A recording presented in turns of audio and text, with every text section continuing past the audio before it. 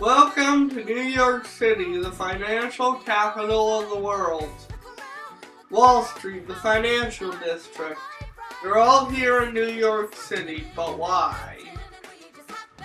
It's banking. This is the Federal Reserve Bank of New York City. There's more than $400 billion worth of gold in this building. And why does this bank exist? Because of Alexander Hamilton. Less than 1 mile away from the Federal Reserve Bank at Trinity Church, you'll find the grave of Alexander Hamilton, the first Secretary of the Treasury of the United States and a true New Yorker. I'm gonna go take a look at Alexander Hamilton's grave.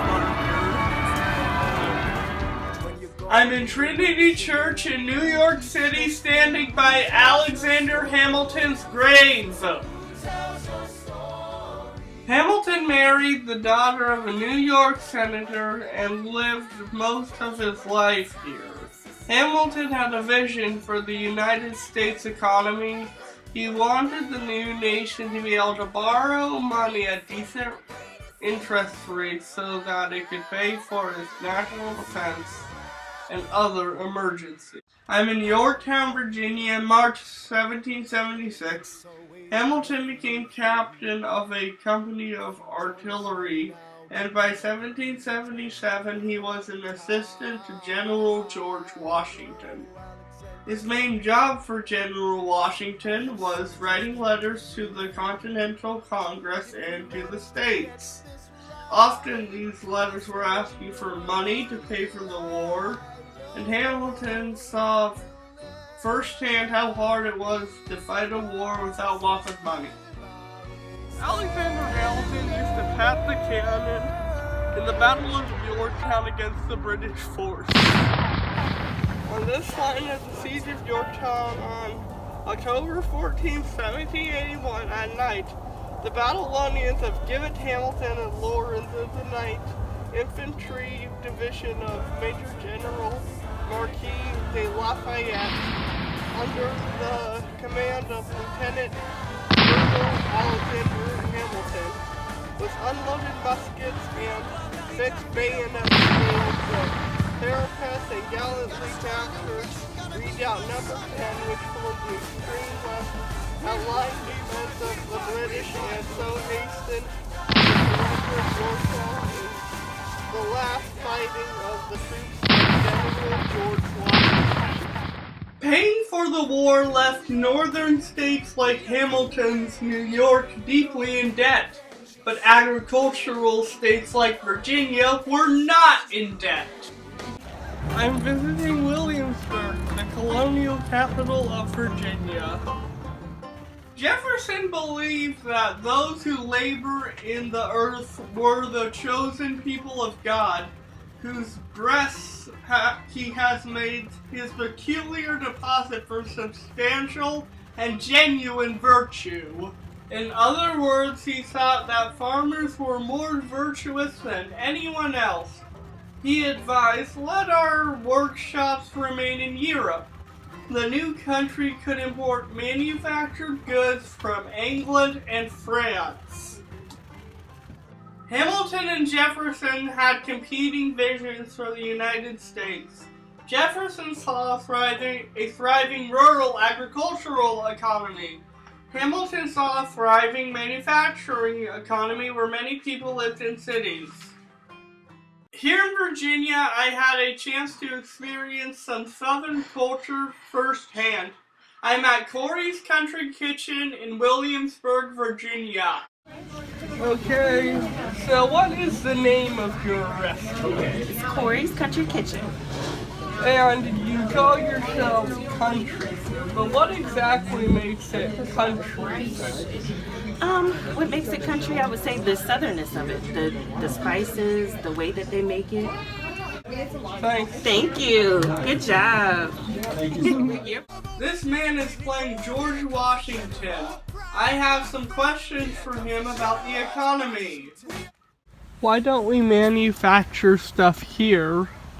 Truth is, sir, by purchasing from Britain, we get a better quality product for less money.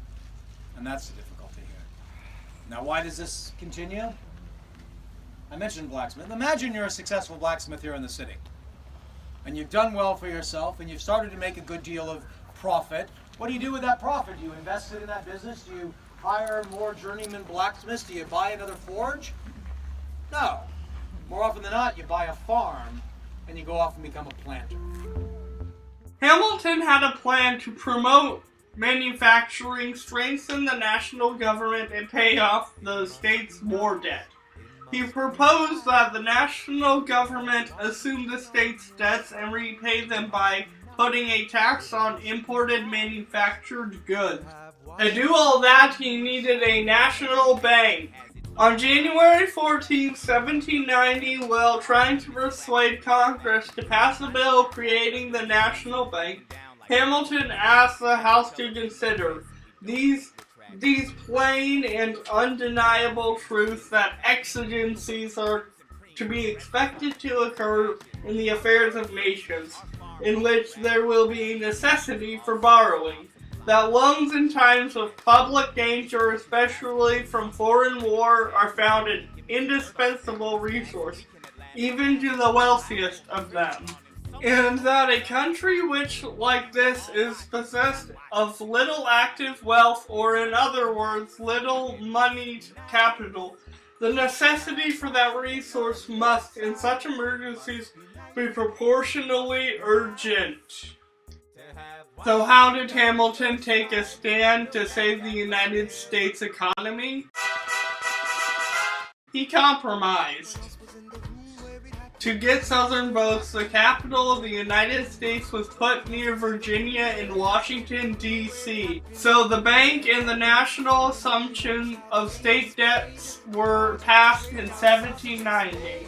But there was a problem. Jefferson argued that the bank was unconstitutional and that George Washington should veto it. Welcome to Philadelphia. Hamilton and Jefferson both wrote opinions on whether the bank was necessary and proper under the Constitution. And this is where Hamilton took his stand.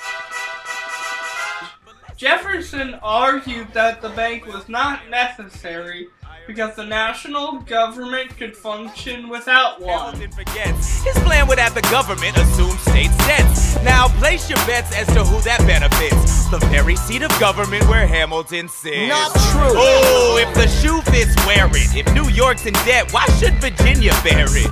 Our debts are paid, I'm afraid. Don't tax the South, cause we got it made in the shade. And then Hamilton said, if we assume the debts the union gets, a new line of credit, a financial diuretic, how do you not get it? If we're aggressive and competitive, the union gets a boost, you'd rather give it a sedative? And another thing, Mr. Age of Enlightenment, don't lecture me about the war, you didn't fight in it. here I am standing in front of the first national bank, so I guess you know who George Washington agreed with. So I'm doing a project on the National Bank, and I have a question. Why didn't you veto the National Bank? Because Washington wasn't against the National Bank. He was very much in support of it. And it turned out farmers needed the bank too. Welcome to Nebraska. I'm here at Prior Pines Farm in Lincoln, Nebraska. They grow Christmas trees here. Thomas Jefferson opposed the bank in part because he thought it would hurt farmers. Later, he uses Hamilton's bank to buy all of the Louisiana Purchase, which is kind of ironic considering Thomas Jefferson started to oppose the bank. Okay, so Uncle Keith, what was your job in agricultural business? I've been involved in marketing my entire career, both from the standpoint of production as well as the end products. How important are banks in agriculture? Without banks, agriculture could not function.